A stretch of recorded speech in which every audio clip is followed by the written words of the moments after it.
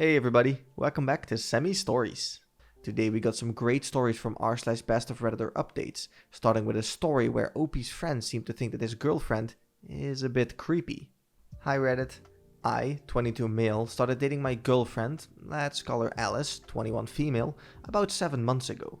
We met while working on a group project for one of our college classes. From the moment I met her, I felt an instant connection. She was beautiful, smart, and we shared a bunch of common interests.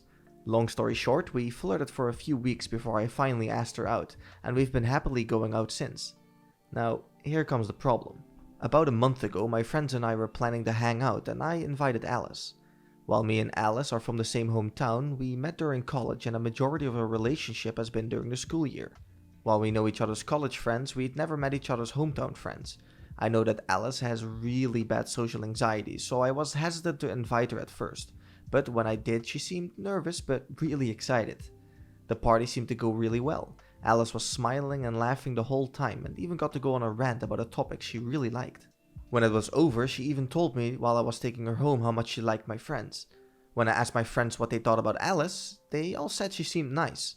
All except my best friend Ruben, 22 male. When I asked him, he told me that he hated her. I immediately questioned why, hoping it was them not mixing well, as I can acknowledge that Ruben and Alice are complete opposites when it comes to interests and personality.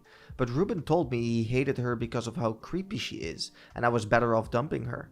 Now this threw me off, as I had never once considered Alice creepy. She's actually the cutest girl I'd ever met, and I've never felt more comfortable around someone as I do with her. Before I could even ask what he meant, he went off on a rant about how uncomfortable she made him, and started citing stories I told him about our dates during college. Stuff like how she'd stare at me without saying anything, just enjoyed looking at me, how she'd eat the same meals whenever we went to dinner, how unjealous she was when a girl came up and flirted with me, or about her deep knowledge of poisons and love for murder mysteries and true crime, both of which she could actually talk about for hours, but neither of which she actually talked about at the party.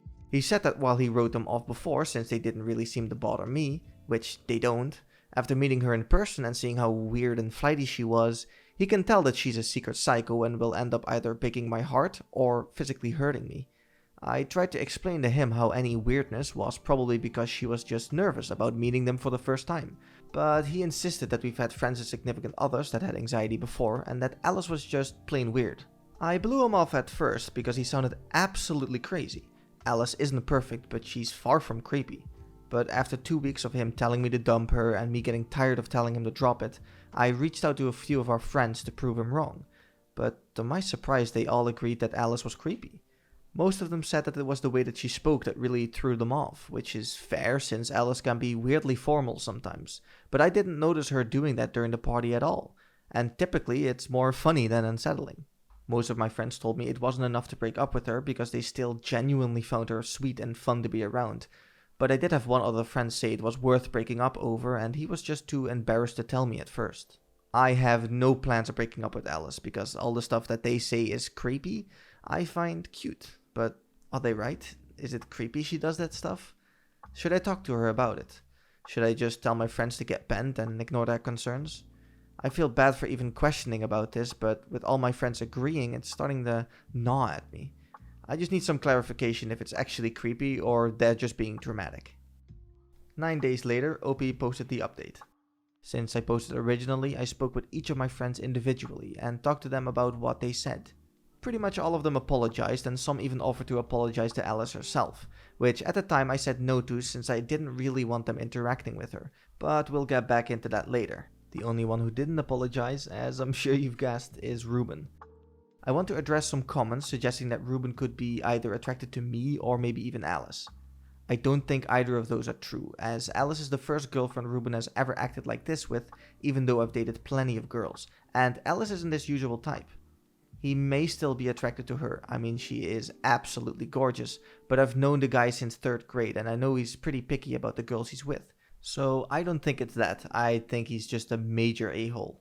I've known Ruben literally my whole life since our moms were college friends and moved close to each other when we were young. With so much history, I tried to give him the benefit of the doubt by just asking him to drop it since I really didn't care if he found her creepy. I really liked her, and he'd just have to deal with it if he wanted to continue being friends. He didn't apologize or even say he was wrong, but he did agree to stop commenting on it. Which isn't perfect but works for now, as I consider if I really want to continue to be friends with him. Yesterday I met up with Alice for a casual date. It wasn't anything fancy, just a home picnic. I have really bad allergies, so we couldn't do it outside. We had some candles and our favorite foods, and we watched movies and dissected our favorite tropes. About halfway through the third movie, Alice brought up Ruben, since she heard about an upcoming car show her dad told her about, and she remembered me saying that he loved vintage cars. She suggested the three of us and a friend of hers, who was also into cars, could go together, so she could get to know Ruben better. It felt crazy that she suggested this just days after mine and Ruben's argument, and it made me feel sick with how sweet she was being to such a jerk. I gave some weak excuses about how she hates car shows and doesn't have to do that, or how Ruben wouldn't be comfortable doing that. My girlfriend, being the angel she was, said she could soldier through it, or even let me and Ruben go together if he wasn't comfortable with her yet, and she'd even pay for the tickets cause it was a private showing. This was the point I broke, and I told her everything that happened. She took it really well, just calmly listening while I rambled through my explanation, and even ended up apologizing to me about weirding out my friends. I tried to explain it wasn't her fault and she didn't need to apologize. As a lot of you suspected, she ended up telling me how she believed she was autistic, but since she hadn't gotten an official diagnosis, she wasn't comfortable telling people. After a lot of guilty back and forth between the two of us, she told me that she didn't want me cutting off my friends since they did apologize and didn't say anything cruel, just pointed out her neurodivergent tendencies, which aren't an insult to her. But I put my foot down, that I for sure won't be bringing her around Ruben anymore and plan to distance myself from him and my other friends for the time being, which she agreed was fair. She also wants to meet up with my friends who want to apologize to her since they seem genuine in their regret. Overall, things turned out pretty well, and thank you all so much for your input. I'm so glad things turned out alright. I think Opie made the perfect choice staying with his girlfriend and confronting Ruben about his grievances with Alice. Some girls are just quirky, and that doesn't necessarily mean they will end up harming you in your sleep. Considering they've been best friends for so long, I feel Ruben is a pretty bad one. I get voicing your opinion and being real with your homie, but to suggest such drastic measures after meeting them once is kind of messed up. I do really hope that Opie and Ruben can reconcile somehow, especially because it's such a long friendship, but him showing his true nature makes me think that he might be like this more often. One thing I did notice in the story is that all the friends suddenly changed their opinion from, yeah, she seems nice, to, yeah, she's a bit creepy. It almost seemed like someone was swaying their opinion, whispering in their ear like Grima would to Theoden in Lord of the Rings. In the end, all I know is that OP now has an awesome girlfriend who treats him well and sounds like she loves him dearly, and that's all that matters. In our next story, OP finds out her dad actually wanted a son and not a daughter. I, 17 female, am not very close with my father, 41 male, due to him not wanting to spend much time with me. When I was little, me and my mom, 39 female, did lots of fun activities together, and she always played with me and entertained me, resulting in us having a good relationship now, years later. But whenever I tried to get my dad to play with me or watch something with me, he'd be uninterested and tell me to go play with my mom. This happened practically every day, with me wanting to watch him work on his car or ask him to play, but he always pushed me off as I grew up. I believed that my dad just didn't like me, so I asked him to play or teach me stuff less and less. He would only do stuff with me on my birthday and holidays, though he always made sure I was fed when I was hungry, and if I was upset he'd comfort me, but other than that he would avoid me. Now to today. I was in the kitchen getting a snack and my dad was outside in the backyard on the phone with one of his friends. I could hear what he was talking about from the open kitchen window, but was ignoring it until he said my name in their conversation. I listened in more and heard him tell his friend that he wished he had a son more than a daughter, because he never wanted a girl and didn't try to build much of a relationship with me because of it. He also mentioned he had tried to get my mom to have a second kid to see if he could get a son, but my mom didn't want 2 children at the time.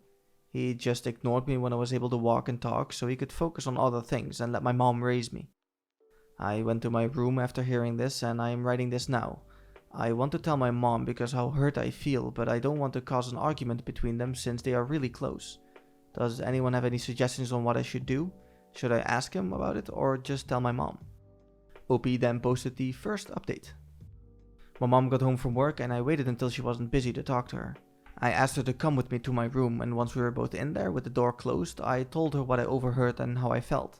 Not just about his hurtful words, but also how I felt my whole life with how he treated me like I'm a stranger. My mom was quiet as I talked, and once I finished, she hugged me and told me how she's really sorry, and hugged me while telling me I'm the best thing that ever happened to her and that it didn't matter if I'm a girl because she'd love me either way and that's how parents should be, and she'd always be there for me.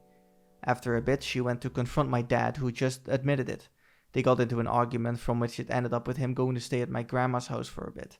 I'll add another update if anything new comes up. I forgot to mention, but my mom also told me how she's been doing her best to fill both roles of mom and dad since my dad wasn't. OP then posted the last and final update. My dad came home last night and my mom was hesitant to let him into the house, but he said he needed to talk, so she let him in. He, me, and my mom sat in the living room and he started apologizing for what had happened. He also told my mom and me that he regretted what he said and would step up to be a better father to me and make things right. My mom proceeded to tell him that what he did was not acceptable in any way and that it's not a matter of where apologizing will fix it. I then asked how he would make up for ignoring me my whole childhood and not being a dad to me, considering how I'm turning 18 in a couple of months and then I'll be an adult. I then said that ignoring me all my childhood and pushing me away because of what's between my legs was a horrible thing and I will not forgive him. He started apologizing more and had some tears in his eyes, which sort of surprised me, but my mom asked me to go to my room, so I did, and I could hear my mom saying stuff and then my dad leave the house again. She came into my room after and told me that she will not be allowing him into our home anymore, and gave me a hug. She then told me she texted his mom the night he left for a few days about what happened, and apparently my grandma tore into him about it, and kicked him out so he had to stay at one of his friends' house.